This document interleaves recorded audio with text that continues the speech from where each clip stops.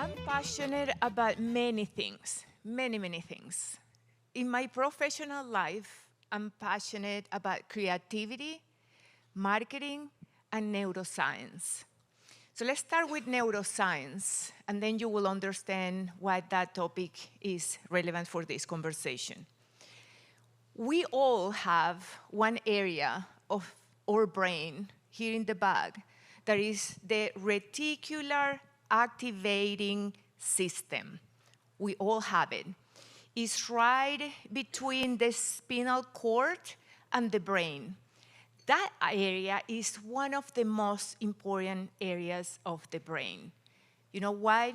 Because it filters the information that we get into our brain. Put it this way, we receive every day thousands, to be exact, about 14,000 messages, emails, texts, advertising. If we're scrolling, even more. But we receive millions of signals, logos, sounds, experiences, sensorial experiences, and we can only process about 40 or 50. So the reticular activating system, to speak what 40 or 50 we're going to actually have in our conscious brain, everything else is going to the subconscious brain. Why this is crucial? Because those 40 or 50 is what shapes our reality. We heard before, feel how they feel or see how they see it. Everybody has a different reality. We all live in our own matrix based on what our brain filters. So what happened is that we all, and when I want to believe that the best marketers, the best leaders, the best business owners, we are all have to be watching for those signals. What are the signals of the present? What are the signals of the present, the sensations, what we are observing in the world that is going to give us a very clear understanding of the future before the future happens. That's how we stay ahead in our businesses, in marketing, in our industries. So when I was in corporate America, about 30 years, worked for American Airlines, led the marketing for avocado from Mexico for almost a decade. I was always looking for some signals so I can predict the future in marketing and do things before anybody else do those things. That kept the company being innovative all the time. I saw, for example, when Barbie, an iconic toy, launched a movie. What they want to launch a movie is a toy. And then you realize that they want to humanize that brand to the point that when the girls play or boys play with the toy, they actually connect with the humanity of that toy. And then we see how luxury retail brands like Gucci or Armani are creating cafes and restaurants in the stores, but they sell products. Yes, but they want their customers to feel like $1 million with smells and culinary experiences before they buy a $3,000 bag. So all that, when we look at the world with curiosity and observe those kind of signals, at some point it clicked. At some point when you least expect it, it's going to click. But in order for your brain to process, you have to intentionally want to understand those signals. So a big aha moment came to me with a huge insight. A few months ago, after I left corporate America, I'm having dinner with a client in a high-end restaurant in Dallas that I do marketing for. It's the Mexican, and I'm having dinner with one of the partners. He stand up to go, excuse himself, go to the restroom, and I do what we all do when we are left alone, right? I grab my phone and just look at my phone. And in that moment, I saw in my peripheral vision like something that was happening here. very silent, like a shadow. And all of a sudden, when I look, his napkin was perfectly folded, like nobody was in that spot.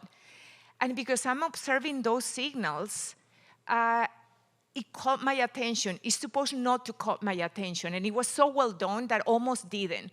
When he comes back, I ask, do you guys do that for everybody, or that was just for you? I saw that somebody came, I barely see that person fold your napkin. He smiled and he said yes. And we got that from like Michelin star restaurants. We don't do that, even though it's a high-end restaurant. We don't do that in this level of restaurants, but we do it because one of our pillars is the exceptional hospitality and service. So we are creating those moments. And those moments, in that moment, everything clicked. Everything that I have been observing in the world, everything clicked, and it changed the perception that I had of my profession that I have been building for 30 years. Moments are more powerful than marketing. Let that sink in. Moments are more powerful than marketing. And all of a sudden, marketing becomes just the foundation of those moments and the amplification of those moments. Many brands have understood that, and they are practicing very, very well. How many of you have gone to Chick-fil-A ever? We all love Chick-fil-A. I live around Coppell, and in the group, every time that there's a construction, people say, maybe it's now a Chick-fil-A. So we love a Chick-fil-A, and what happened is they know this the same way that the Mexican knew it. And I'm telling you this because it has nothing to do with the type of business that we are in. In that silent, invisible moment, the Mexican tells their customers, you matter here.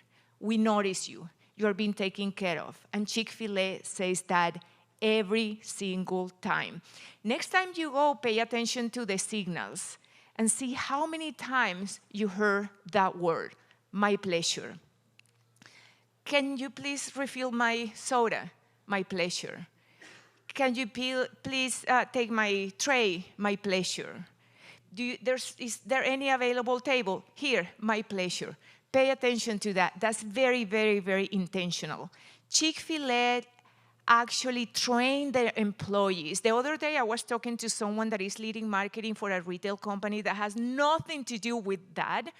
And they were telling me that they seek after Chick-fil-A employees, unfortunately, or ex-employees, but also employees to steal them, because the customer service that they have educated to give that kind of customer service. We have also Disney, that Summer explains so well. But looking from the same perspective, Summer talked about magic. But the truth is that the mission statement of Disney is to create happiness. And you may think, well, it's a park, it's a vacational park mostly. Every attraction is full of happiness and shows, and everything is so rehearsed and beautiful, and people is in vacation, but that's not enough. They really engineer the foundations of happiness. They create those pillars that support that happiness. For example, one of their pillars is safety. They intentionally train all the employees for safety. If you notice it with curiosity and intentionally, you will see everyone, how they keep everyone aside when the parade is coming, how they are very, very aware of what everybody is doing everywhere. Another pillar is show. Yes, of course, they have shows. They have all these attractions, but it goes beyond that. Even the employees that are in the rides, the employees that are cleaning the streets, if any person has an interaction with any of those employees, they are going to make a show because it is all about making people happiness. So the message here is, once you have an intention, you have a mission statement, that's not enough. You engineer the foundation of that statement. All this is supporting the most important message of this part, which is that we are living with a new currency in marketing, and that is emotional resonance. So as a marketers, we have been listening for years about relevancy. Relevancy. Even I have the opportunity and the privilege to work on 9 Super Bowl spots for Avocado from Mexico, and it was about how we can, spending this money that we're spending, how we can make it extremely relevant. But you know what? Relevance gives you the attention of the consumer. Yes, and it's very, very important, because in a time where everybody's scrolling all day and you just want them to stop for a second and see the content that I'm creating, relevance is important, but relevance is going to give you the attention, but the loyalty is not going to come from relevance. The loyalty is going to come from emotional resonance. So now, what is emotional resonance is going back. That's what I opened this conversation with, the function of the brain. What is emotional relevance? Make it among those 40 or 50 stimulus that the brain is going to filter. And in order to do that, you have to really know your consumers. So as I'm speaking here, think about each of your companies, and think about your consumers, and think about your customers, your clients, the ones that visit your company, what they care about, what take their sleep away at night. And that way you can really create strategies that delivers emotional resonance. I have also was lucky to meet in person Baba Schiff, who is a professor of the Stanford University. Again, thanks to the generosity of my former employee, we went and spent a week there in a program. And I got to listen to Baba. He specializes in neuroscience and behavioral psychology applied to marketing. And he says something that really struck with me and changed the way I think about marketing, or at least the way I build messages for the consumers. We have two brains. We have the slow brain and the fast brain, the unconscious brain and the conscious brain. The conscious brain, we only use it 5% of the time. 5% of the decisions that you make come from the conscious mind. 95% come from the unconscious mind. Now you ask, well, how is that? I make decisions thinking about it. I think about it. You think after you make the decision. So we make decisions with the unconscious mind, those that resonate with us emotionally, and then we justify those with the conscious mind. By the time that the conscious mind realizes that you're making a decision, you already made it. You're just sustaining the decision that you made. That's very, very important, and it's to sustain the idea that you really need to connect, not with the characteristics of your product, not because your product is great, your service is amazing, your company, yes, that all is important, but it's not going to get you the loyalty of the consumers. Someone that did it masterfully was Dove. And it is really, really hard to deliver emotional resonance in a mass market. You can do it on a one-on-one experience. In mass market, extremely difficult. How you can create emotional resonance with millions of consumers? How do you know what they really, really deeply care? So what they did a global story. And what they found out is that only 2% of women consider themselves beautiful, which is unbelievable.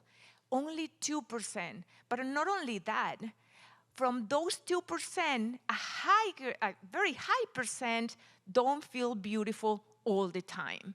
So they realized there's a problem with female self-esteem, and they not only wanted to sell soaps, they could have said This soap it smells delicious, it leaves your skin very soft, like the typical soap advertising. They really rewrote the narrative about self-esteem. And they launched this in 2004, and it became one of the most iconic and transformational campaigns in modern marketing industry. They started using normal women for their advertising. They were not using models. They really talk about that deep issues of female in how they feel and how they see themselves. And the campaign is super interesting. I recommend you to look at it and see everything that they did. But in a few years, they took the company from $2 billion company to $4 billion company, or $2.5 billion company to $4 billion company, without mentioning soap. Imagine that. That powerful is the emotional resonance. Starbucks. We all see and laugh about it because sometimes our names is not, it's like grossly misspelled, and it became even a joke. But that's one of the smartest moves in marketing, because underneath that, there's a powerful neuroscience hack, which is, let's go back to that filter. The brain filter and give us the most important information. What do you think that is the most important word for every person? By far, your name. You can be in a room full of people and noise, and you hear your name all over there. Ivonne. I can listen. I can listen through the noise. So there's so many ways beyond having the typical email, hi Ivonne, this is whatever. There's so many ways. That, we're used to that. We may take it for granted, or naming the Starbucks cups, but that's one of the most brilliant moves any brand has done to break through and connect with the consumers.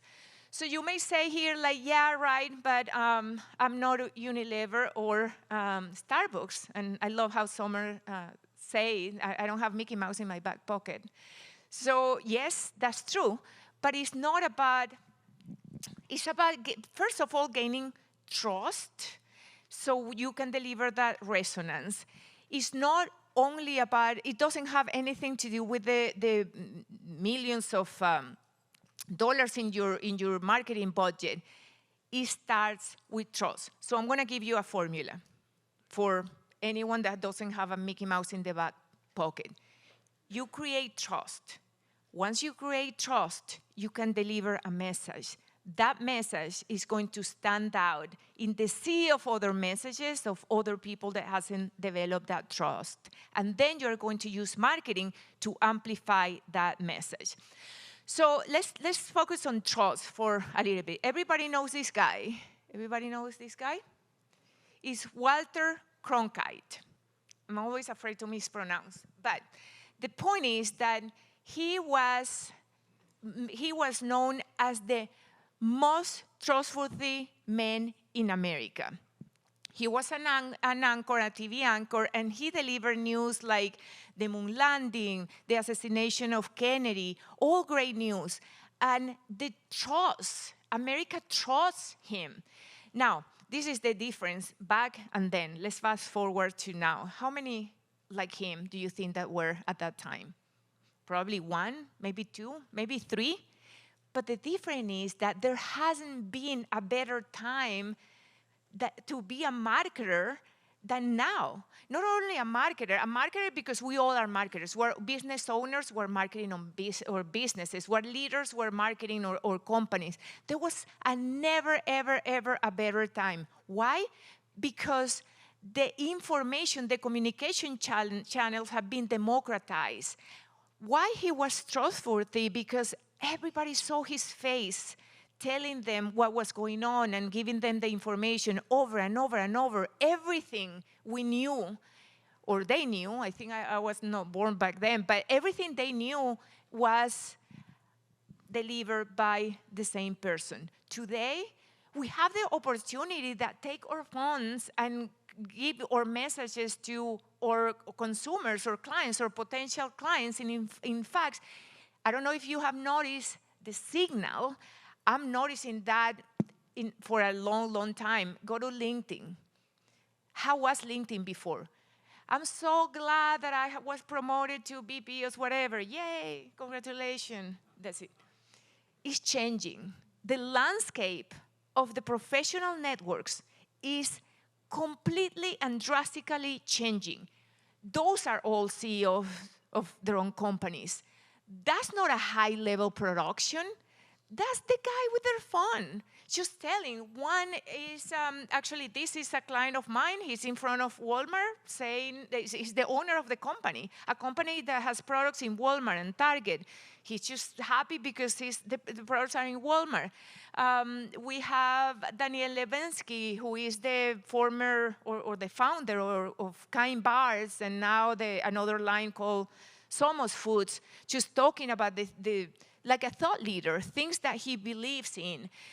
You have Gary Vee that you may all know, but the point is that we have the channel, and it's happening now. If we don't do it now, other brands or competitors are going to grab their phone, record a 30-second video, and are going to eat or lunch because they are building that trust with their consumer. They are humanizing their brand. This is another example. There's so many channels right now. There's about 5 million podcasts. We, as marketers, as business owners, we are investing in podcasts. Forget about that. I mean, do it if you want it, but the most important thing is use those vehicles to communicate your story. That's, and again, another client of mine. We didn't think about it when we did that podcast. He was just telling his story. But he did something very organically. He started telling his story with this structure. What was the goal that he had in a specific case? What was a big problem that he encountered? And then how he resolved it. And I have 2 podcasts myself that I host, and I have never seen that kind of virality. And I couldn't understand. I said, what is with this video? And we start seeing the likes and the shares. To be completely honest, it was a little bit boosted because I want to get to 200,000 views when it was like about 190,000. But that one 30-second clip of a conversation got him over 200,000 views because people love those stories. Because the consumer is tired of seeing how great is your product and how great is your brand and how much better it is from everything else. They want to hear the raw story. They want to see your face. They want to hear from you. They want to see the human behind the product. So now let's give you a bonus 2 ideas that anyone can apply. And this is only 2. Choose an examples. You can take your teams that knows your brand and your consumers and get many, many, many of those. But as an example, makes every interaction feel personal. Why don't you give your consumers something that shows them, not something that is automatic. It's not an email with a name. It's something that shows your consumer that we know you, we care about you, we pay attention, and we take care of you. And then, for example, another idea, I haven't seen it, I don't think that nobody has ever done this, at least I haven't seen it, but what about reverse testimonials? We all love when a consumer leaves a review in our website. Oh, that company is so great, I was so well taken care, et cetera, et cetera. Why don't you challenge your employees and yourself to pay attention? Pay attention. Pay attention to the clues. Look at the world around you, your company, your customers with curiosity. And can you imagine that you can come and leave a message to someone, let's say you have, I don't know, a restaurant, a store, and leave them a message. Thank you for coming every week with your family, with your daughter, with your son. We really appreciate you are always laughing, always talking with each other, and we really admire your family. We appreciate you being part of our restaurant. Can you imagine? Give me chills to think about it. Can you imagine someone receiving that? That is a lot more powerful than an ad that says how great is your company and your place and the flavors of your food. Those are commodities. Those are commodities. You can differentiate from your competitors with real emotional connection when you understand what moves your consumers, and you understand it because you're observing with curiosity and you let them know that you care. So I'm gonna give you with, I want you to hear this message because we are living in a world in marketing right now that every day there's a new thing, every day. Now it's this, now it's a new platform. Now all the CEOs are taking their phone and talking to the camera. You know what is terrifying? The first time that you have to take your phone and get a video and hear your own voice. It's terrifying. And that's not it. It's never going to stop. It's going to happen over and over. And you know what is more terrifying than that? When you do it, and then you post it on LinkedIn, and you start waiting for the first like. Maybe nobody liked it. You're just praying. The first person that liked it is like, okay, you saved me. At least someone is validating my effort. It doesn't matter. It doesn't matter. We're not the center of the universe, but we need to start, and with this I mean because nobody's waiting to see what we do next. And even though it's hard, the first one, we need to have the courage. We need to be brave to be bad at something that is new. If we don't have that courage, we're never, ever going to stand out in a market that is more competitive every single day. And with technology and marketing that is evolving every single day. Now, you think that Mark Zuckerberg is powerful and have one of the most powerful transformational platforms ever created. And listen what he has to say. Now I know, maybe you're thinking, I don't know how to build a dam. I don't know how to get 1 million people involved in anything. Well, let me tell you a secret. No one does when they begin. Ideas don't come out fully formed. They only become clear as you work on them. You just have to get started.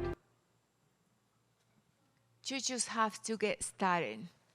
Find the way, find hacks, find tricks. You just have to get started in order to learn, in order to move forward, in order to move your company forward, and in order to stand out ahead your competitors.